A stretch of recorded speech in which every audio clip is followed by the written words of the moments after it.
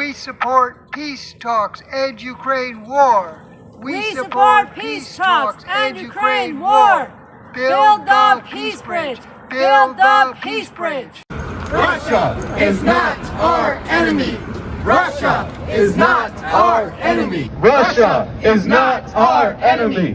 Russia is not our enemy. Russia was with us in the fight against the Nazis in World War II. At the moments when America shows its true colors and is standing up for justice and truth, you'll notice that we're standing with Russia. Peace with Russia. Peace with China. Peace with Russia.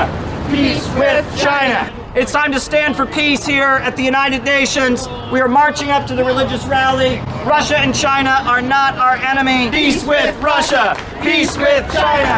Peace with Russia. Peace with China. Russia and Burkina Faso are fighting the same battle. We are living in a world that I would describe as unilateral. We want a multipolar world. We want a world that is free, independent, a world of peace, where nations do not dictate to other nations what they should do and how they should be. So Russia is actively engaged in this struggle, which is also a fight for denazification, if I may say so. And so we too are engaged in the same kind of struggle against imperialism, which seeks to enslave us, which wants to keep us in bondage. So we therefore share the same perspectives. So it was very symbolic for us to come and take part alongside the Russian people in this celebration. We support peace talks and Ukraine war. We support peace talks and Ukraine war. Build the peace bridge. Build the peace bridge. In particular, the Soviet people made a major contribution to defeating Nazism. And the people of Burkina Faso, as you rightly said, are now making efforts to fight and eradicate terrorism. The Sudanese Armed Forces SAF say they have eliminated a number of foreign fighters, including Colombians and Ukrainians, fighting alongside the Rapid Support Forces in the besieged Darfur city of El Fasher. According to a statement from the Army's 6th Infantry Division, the fatalities occurred during a special operation in Al-Karama Square, where the foreign fighters attempted to take high-rise residential buildings. The SAF say among those killed were drone engineers and snipers. Military intelligence also claims the foreign mercenaries used Ukrainian-based drones to carry out reconnaissance and strike missions against army positions. El Fasher is one of the last major cities in Darfur not under RSF control. The fight between SAF and RSF has escalated in recent weeks, worsening the humanitarian crisis in and around the city. Burkina Faso has been fighting against terrorism for 10 years. Now, it's not that there haven't been any deaths. There have been many deaths from that time up to today.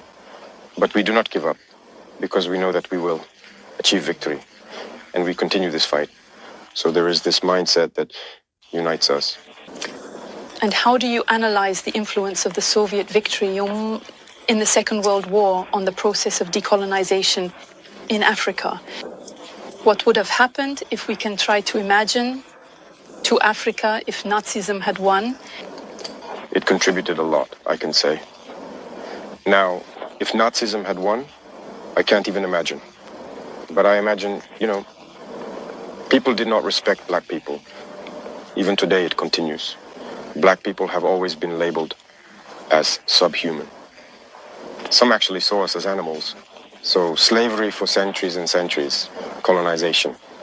This war, you see, they came and took our ancestors without their consent. They sent them to the slaughter on the front lines. And when they returned, you heard what happened in Senegal. When they tried to claim their money, they were killed. That is to say, they do not consider black people. And yet they went to fight alongside so-called allies who treated them like that. But imagine if Nazism had won. It would have been a disaster. So that's why I say it was a fight that had to be fought. It was utter madness in the world. It was a fight that had to be fought, and Africa took part. And today we can say thank you, because the people who made the greatest sacrifice were the Soviet people. No one lost as many people. No one experienced as much destruction during the war as the Soviet people. So we are grateful, and I think it was necessary for the world to be as it is today and for Africa to be able to hope to carry on as well. So Kim, we just talked about Burkina Faso and the progressive populist revolution, how they're investing in working families and agriculture and education and healthcare. Now, we're giving all these billions of dollars to Ukraine, and Ukraine, with our tax dollars, is openly bragging about arming and giving intelligence to the terrorists in West Africa. But as an African person paying taxes and living in America and living paycheck to paycheck and wanting a better life for you and your family, how does it make you feel that we are forced as Americans to give our tax dollars to Ukraine to kill African people and Russian people in Africa? What does that have to do with us? For one, I don't even understand why we're at war.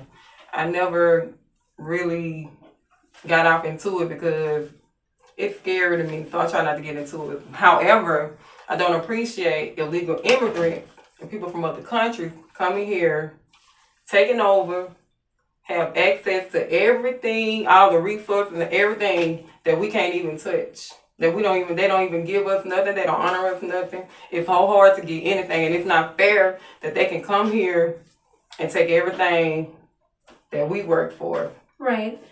And so how do you think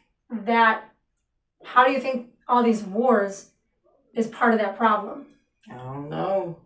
I mean, when we shouldn't be a part of the problem, but what I'm saying is we have all this displacement of people because of these wars. And we're told that all these people are fighting for their freedom, but they're here. Because it's the land of the free.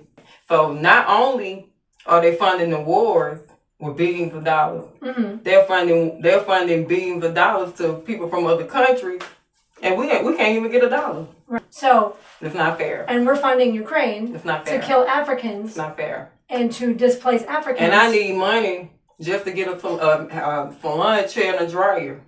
Right. So instead of funding wars, these freedom fighters, they say they're freedom fighters, they're not allowing countries to develop, what could we be funding instead?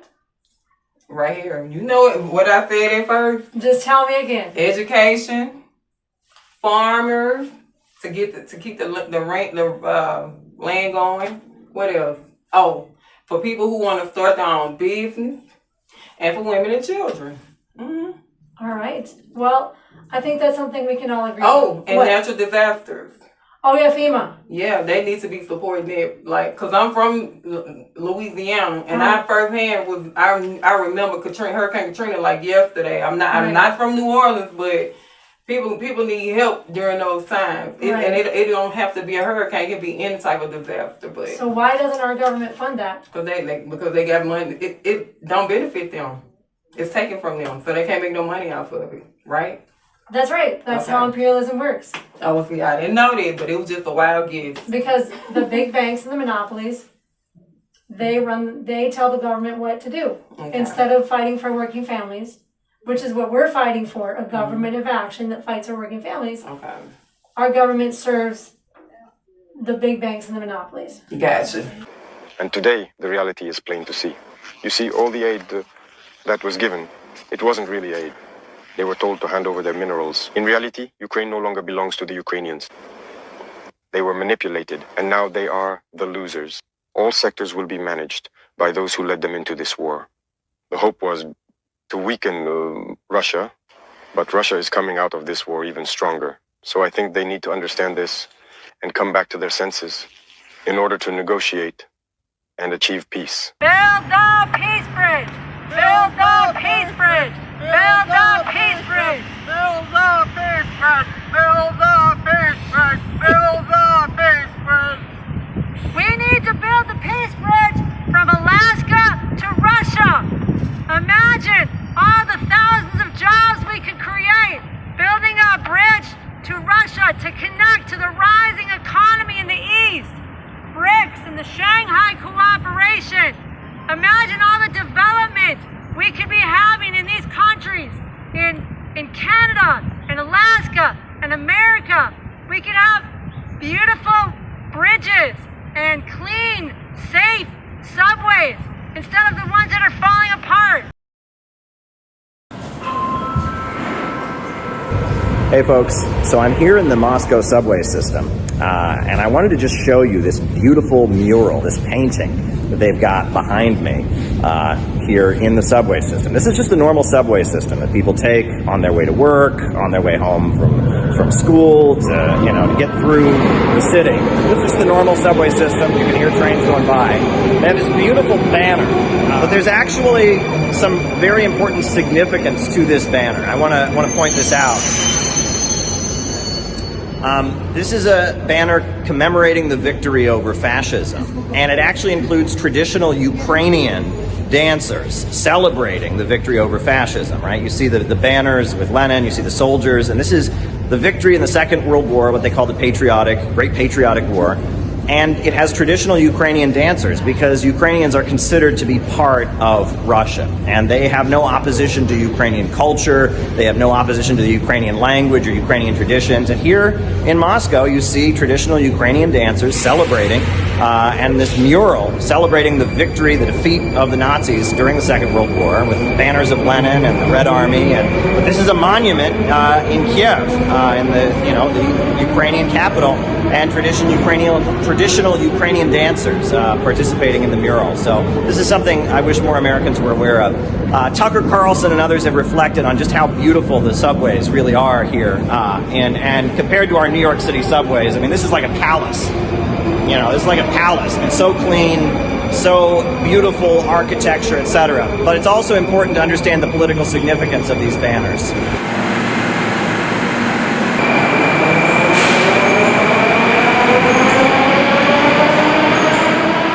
So all around me here in the Moscow subways, you see these statues of working people, right? Of soldiers, of construction workers, all around me, right? And that's one of the beautiful things about social realism or socialist realism, is it makes ordinary people into heroes, right? This is a sailor over here, right? This is a guy with a disc in his hand, and he's a machinist, right? And it makes ordinary people who do the work of the world, it makes them into heroes, and it kind of beautifies and celebrates just kind of the glory of ordinary people. I'll show you another one here. This guy's got a disc. And apparently all of these statues are actually based on real individuals. But the reason this is important, right? This is a woman, feeding a chicken, right? A woman feeding a chicken. The reason this is important is because this kind of art, social realism or socialist realism, this was not only the art that was popular in the Soviet Union, it was also popular in the United States. When President Roosevelt hired millions of unemployed workers to build hospitals and schools and post offices and libraries across America, they put social realist paintings and social realist murals and statues in these new buildings that were being built in the United States. And it was in the 1950s that the Central Intelligence Agency of the United States, the CIA, decided that they didn't like this kind of art. They decided this kind of art was fascist, this kind of art was dangerous propaganda. So the CIA began funding modern art or abstract art. And because they wanted to counter this kind of beautiful art that glorifies and celebrates ordinary people, the CIA started funding the work of Jackson Pollock, who just kind of throws paint on a canvas, splattering paint, or art that is just abstract shapes, because they're threatened by the power of social realism. And it was the left, the socialists and revolutionaries that promoted social realism, but it's because of CIA meddling and the Congress for Cultural Freedom program of American intelligence. Now the left no longer celebrates this kind of beauty. Now the left, glorifies, splattering paint on a canvas, modern art, degeneracy, these kinds of things. But that was a conscious manipulation by American intelligence. It's really wild to think that American intelligence agencies are funding art projects and funding music, but they did. They didn't like this kind of beauty. They wanted to steal it from us. Imagine an economy where we have jobs and schools and healthcare for everyone. Imagine a peace bridge where we are not connected to NATO, but we're connected to BRICS, which is half the world's economy. And we're connected to the Shanghai Cooperation. China has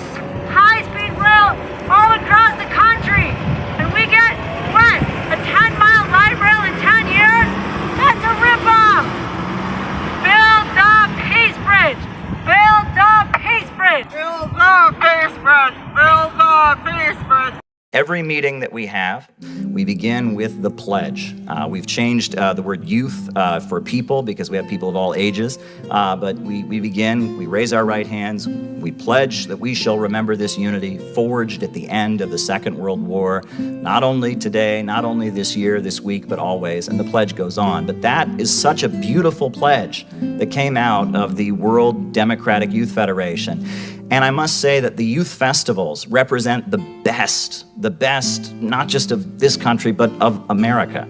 A time when we stood in solidarity with Russia to defeat fascism. And they're trying to erase that from American history. I'm gonna lay down my sword and shield down by the riverside, down by the riverside, down by the riverside. I'm gonna lay down my sword and shield down by the riverside, down by the riverside. I ain't gonna study war no more, study war no more, study war no more, no more, study war no more. I ain't gonna study war no more, down by the riverside. If you want peace, you gotta live peace, you gotta think peace. You gotta write poems about peace. You gotta sing songs about peace. You gotta dance about peace. Yeah, you gotta dance about